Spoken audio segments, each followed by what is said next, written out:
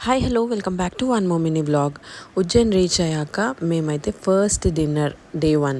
So ఏమేమి తిన్నామన్నది చూసేయండి. మేము వెళ్ళింది మహాకాల్ లోక్ రోడ్లో బృందావన్ రెస్టారెంట్. దాంట్లో నేను నార్మల్ థాలీ తీసుకున్నాను అండ్ విష్ణు ఏమో special thali with butter rotis తీసుకున్నాడు. అండ్ ఇక్కడ అన్ని వెరైటీస్ ఆఫ్ కర్రీస్ ఇస్తారు అండ్ దాంతోపాటుగా rice and dal aloo curry and sambar ఇస్తారు. దాంతోపాటుగా ఒక చట్నీ కూడా ఉంటుంది. ఇక్కడ ఏంటి అంటే మనకి ఎన్ని కావాలంటే అన్ని చపాతీస్ అయితే ఇస్తాడు. సో మనం అడిగి తీసుకోవాలి వాళ్ళు పెట్టిన దానికన్నా. అండ్ ఇక్కడ కర్డ్ రైతా ఉంటుందండి, అంటే అది తడకా రైతా అంటారు కదా, సో అట్లాంటిది. సో అది కూడా చాలా బాగుంటుంది టేస్ట్.